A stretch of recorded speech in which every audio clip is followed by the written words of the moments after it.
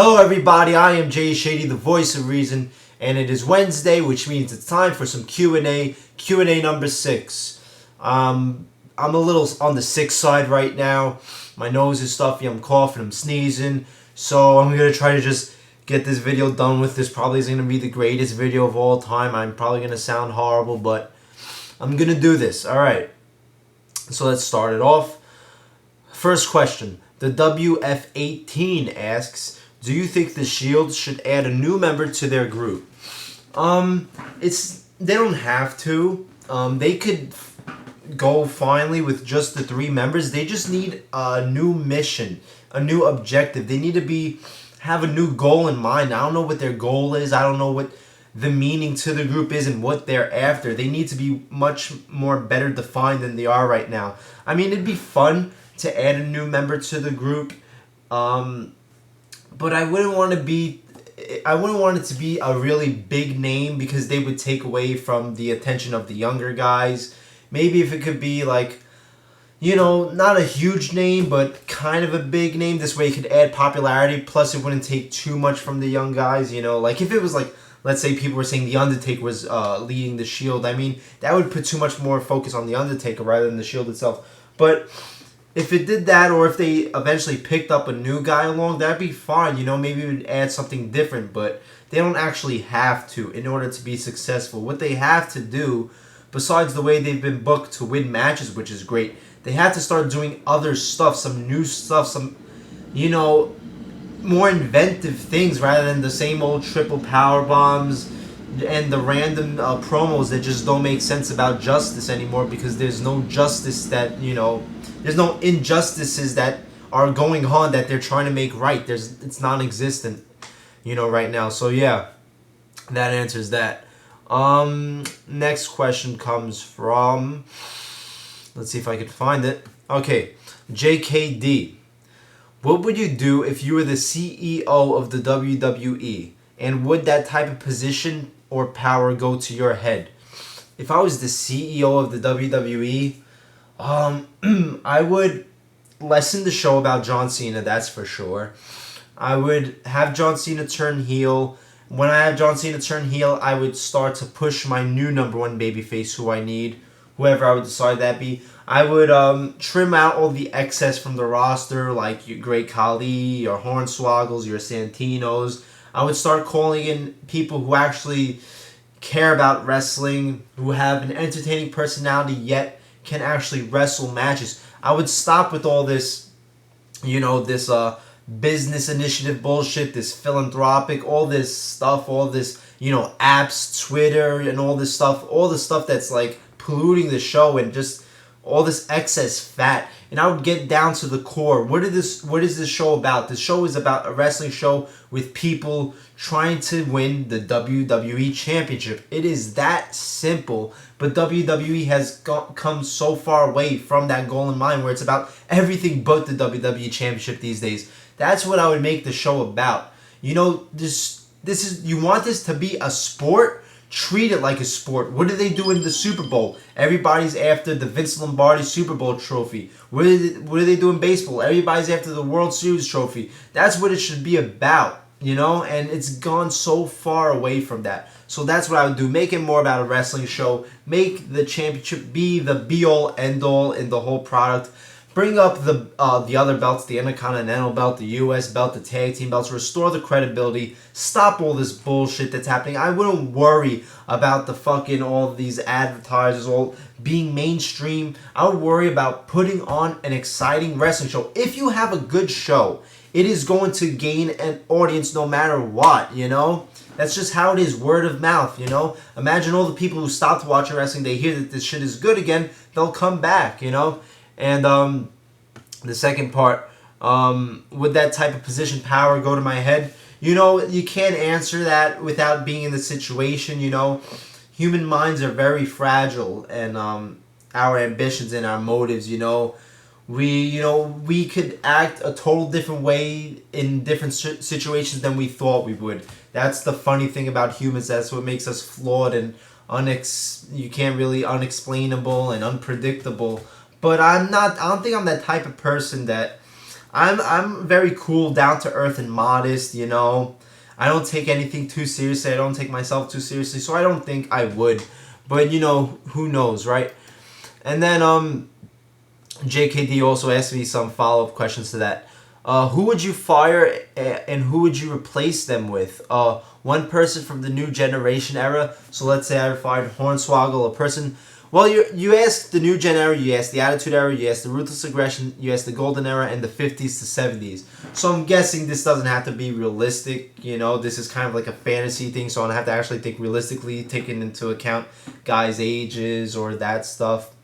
Um, One person from the new gen era. Um, uh, Razor Ramon.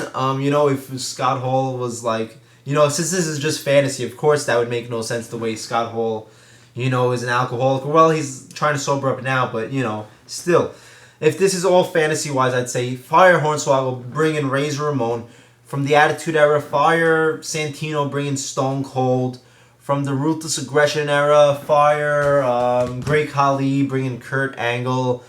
From the Golden Era, you could fire like Zack Ryder or something and bring in. I mean, I would say Macho Man since he's my favorite from the Golden Era, but of course he's dead. I don't know if that's taken into account, but maybe maybe like a Ricky Steamboat, a good like intercontinental champion like that.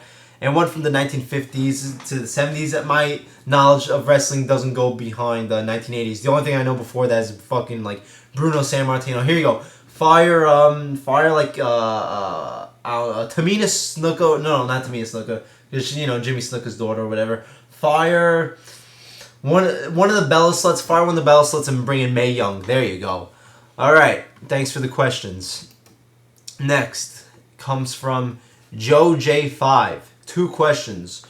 The first one: who do you think are the most untalented stars / divas to ever set foot in WWE / WWF? Now, untalented stars I'll go with first. A male. I know everybody's gonna want me to say John Cena, but there's many more untalented people than John Cena. As much as John Cena sucks, there have been way more untalented people than John Cena, so I'm not gonna say Cena.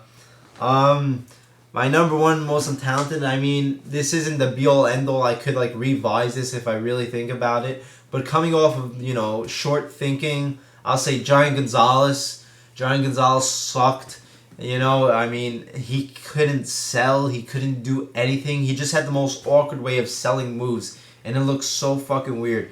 No talent whatsoever. There you go. I'll stick with Giant Gonzalez. I mean, I don't know who else, like Dino Bravo. I didn't really like Dino Bravo.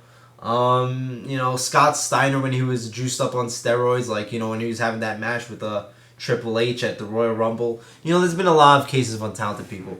And Diva. On the Diva side, you know, you could... Any of these Diva Search model bimbos that they've had for the past few years, any of those, they're all untalented. They've all been hired just because of their looks, and they have no wrestling background. All they are a bunch of fucking blonde-haired models, and that's it. They're all untalented, you know, the girls who aren't in this for wrestling. And then the next question. Did any of the horror movies prevent you from sleeping? I think Stephen King's It, when I was a kid, scared me a little bit.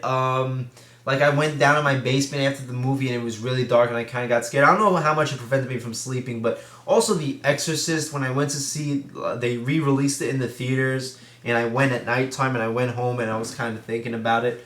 But the movies themselves, the movies aren't really the things that prevent me from sleeping because I know they're fake and all that. I used to read up a lot on serial killers, and I used to watch, there was a show, Unsolved Mysteries, that they gave on like A&E or one of those channels, and they talked about like real life murder cases. And the real life stuff, reading up on the serial killers, and like I used to Google images of like the Amityville house and all that shit, and like just like, I don't know if Ed Gein, he was the inspiration for Hannibal and Norman Bates, and I looked up like the dead bodies. That was the real life shit is what prevented me from sleeping. Thanks for the question. Then the next one comes from Grime Pie. I'm not sure if I'm saying that right. Graeme Pie asks, do you think Kane should have remained a monster like when he took off the mask for the first time? Um, he was getting booked greatly at that time, but I just couldn't take him seriously. He just seemed like a comedy character at times with the faces he would make. Um, I always liked Kane with the mask on. With his initial run, from like Bad Blood to like, like, I don't know, 2001 ish. That was the Kane that I liked. That was the real fucking monster. When he took the mask off, they were booking him to be a monster, but just the loss of the mask, the bald head. I mean, it was like they were like a cliche horror evil character is like what they were trying to make him look like, and it just fell flat. Even though they were booking him kind of strong. So the booking I would have kept, but I always liked him with the mask better than any time without the mask. And the next question from Grime Pie. Do you think the new Star Trek film will be epic? I'm not a Star Trek fan. Haven't watched anything from Star Trek. I'm a Star Wars guy, definitely. I hope it is epic because the Star Trek film is being directed by J.J. Abrams, who will be directing Star Wars Episode 7. So if he can make an epic Star Trek film, I'm sure he can make an epic Star Wars film. So all my hopes for that film being epic. Thank you for the question. Next comes from an Arabic account. It's all Arabic lettering. I can't pronounce it. What is the best year in the PG era? I'll have to go. I mean, definitely not this year. I mean, I didn't watch 2008 and 2009, so I can't critique those because I wasn't watching wrestling at that time. So from what I was watching, I watched 2010, 2011, 2012, and now I will say 2010 because I had, you had Shawn Michaels there for a little bit. You had, Batista there still for a little bit. What else do you have? And you had the whole the Nexus. It wasn't really a year because the PG era has had some good moments or good storylines, but they haven't lasted a whole year of goodness. Like when I think of 2010, I think of the Nexus angle. Now, when that started, that was fucking awesome. That was fantastic. That got me really interested, and it brought a lot of people watching it again. But, once John Cena started burying them, it became fucking retarded. That's the thing with the PG era. They just do not know how to keep a good thing going. They always have to make it shitty and make it always be about John Cena burying it. So that was probably one of the most memorable moments, and also the beginning of the Summer of Punk in, 2011, I think now? I can't even fucking remember anymore. Yeah, 2011. The Summer of Punk of 2011 was amazing. Up until Punk started feuding with like Kevin Nash, and he started becoming a little stale with the pipe bombs. They weren't really edgy anymore. But the beginning of the Summer of Punk was fucking amazing, like the Nexus was. But then it got buried. John Cena started stealing CM Punk's fire, feuding with John Laurinaitis. CM Punk was jobbing to Del Rio, jobbing to fucking Triple H, and it got retarded. But overall, I'm going to say 2010 because it had Shawn Michaels in it. There you go. Paul Markelionis Jr. asks, what's your thoughts on the story at WrestleMania 14 of The Undertaker sitting backstage watching HBK versus Stone Cold, and if HBK didn't do what's best for the company and let Austin win, he was going to kick HBK's ass? I think it's a hilarious story, honestly. Nobody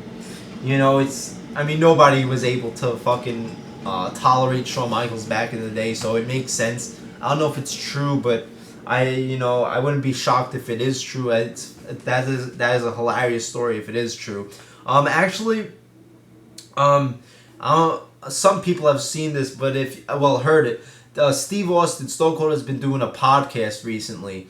And his second episode, this was like from 3 weeks ago. He had Shawn Michaels as his special guest on the podcast, and it was a great podcast. It's like an hour long, and Stone Cold and Shawn talk about. They give a retrospect on Shawn's career. They talk about everything about Shawn's career. They talked about the WrestleMania 14 match, what their relationship was at the time. How Shawn Michaels, backstage feelings were and all this. And it's a really, really informative podcast, and you really find stuff out about both of the guys. And at the time, they weren't best of friends at all, but now they're pretty good friends, and it's really nice hearing these backstage stories from these guys. And they also talk about problems with the product today and the guys today, you know, what the guys today are lacking, and you can kind of tell that they're kind of upset with the product today. It's a really good podcast. You should definitely check it out. And then Paul Markelionis also asks, who do you think is more unselfish in their career? Undertaker, Rock, or Jericho? I mean, I would have it be down to Undertaker and Jericho. I mean, you have Undertaker, who's wanted the streak to end at multiple points, but WWE doesn't want it. But if you're going to look at how people are being booked lately and they're not voicing their complaints, you have to give it to Jericho. Jericho has not won, like, a match in God knows how long. I mean, what's his record been for the past 3 years? Like, 2-79 or some shit like that, you know? So it has to be Jericho, the most unselfish guy, because he's not leaving them. He's not complaining as far as dirt sheets and rumors go, and he's just jobbing. Is that good? I don't think it's a good decision. I think he should be getting built up more this way. It would be more believable when guys beat him. I mean, what is it doing to just bury Jericho and make him lose every fucking match that he's in? But yeah, the way that he's been losing every single match, I'm going to have to say Jericho is the most unselfish guy out of those three. And then the last from Paul Markelionis. Who would replace God-awful Cena as the face of the WWE? I guess the straight fire answer people would go to is CM Punk. But if you heard about CM Punk, I mean, he said many times that he doesn't have much longer to go, like maybe a couple years. So would it be in WWE's best interest to make the new face of the company a guy who's going to leave them in a couple years? No. So I see Dean Ambrose, and this isn't just a IWC, YWC bandwagon thing.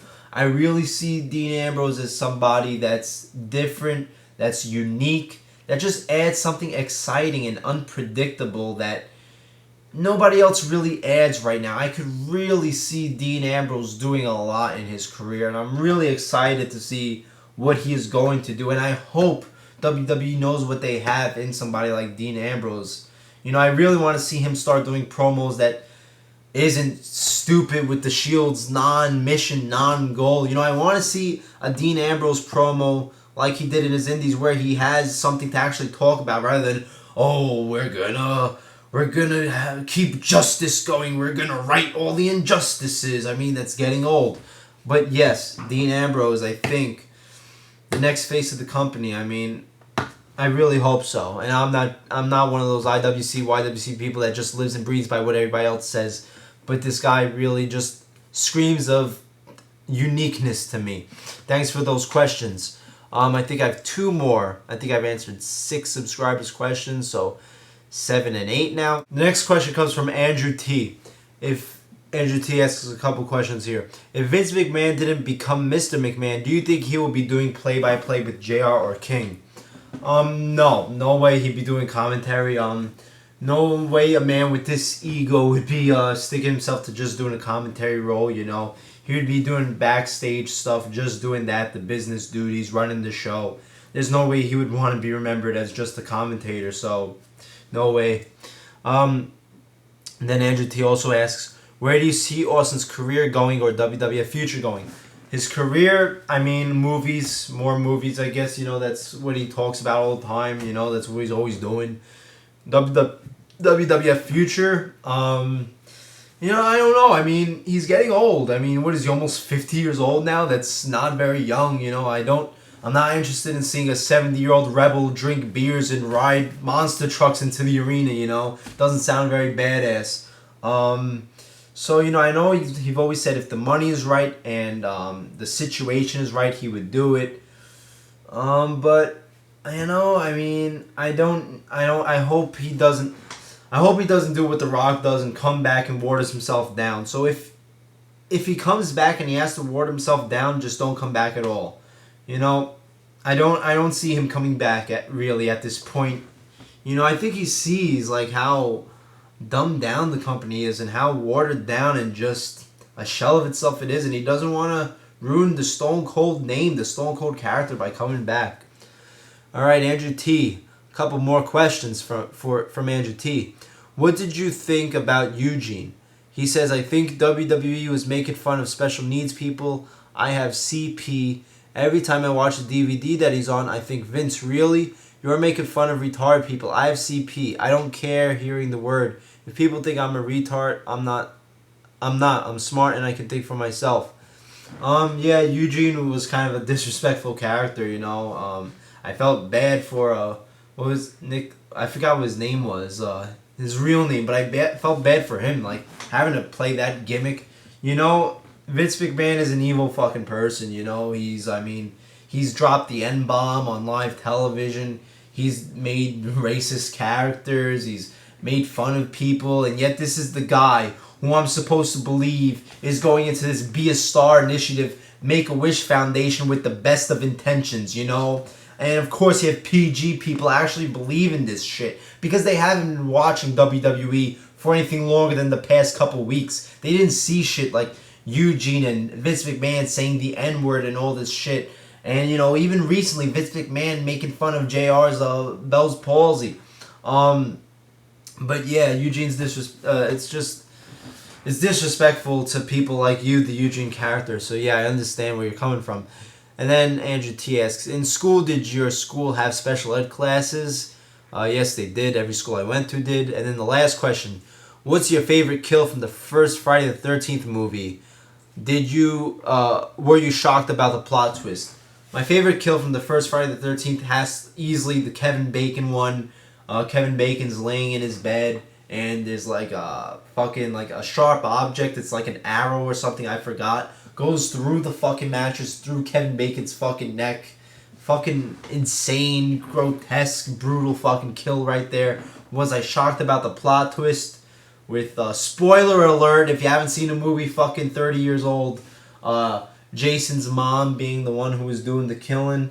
You know, I think I saw the movie when I was really young, so I think in my subconscious, even before I could put things together, in my subconscious I knew about the plot twist. I already knew about it, so when I first saw it with an able mind, with a developed mind, it didn't shock me because I was already expecting it. Kind of like, you know, it's like if you watch Star Wars, if you have a kid, it's like you have to make your kid watch Star Wars, you know, from the first day he's born, or else he's going to hear from society that Darth Vader's Luke's father. It's like one of those things. So, yeah, there's my answer.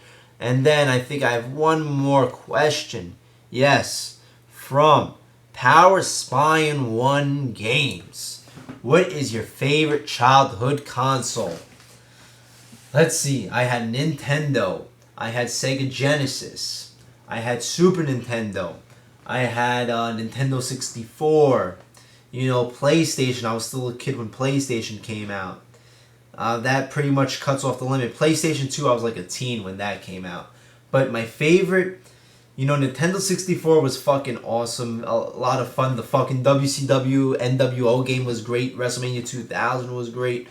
Nintendo was great too, but has to go to Super Nintendo. I mean, even to this day, I prefer playing Super Nintendo over the new stuff a lot of times.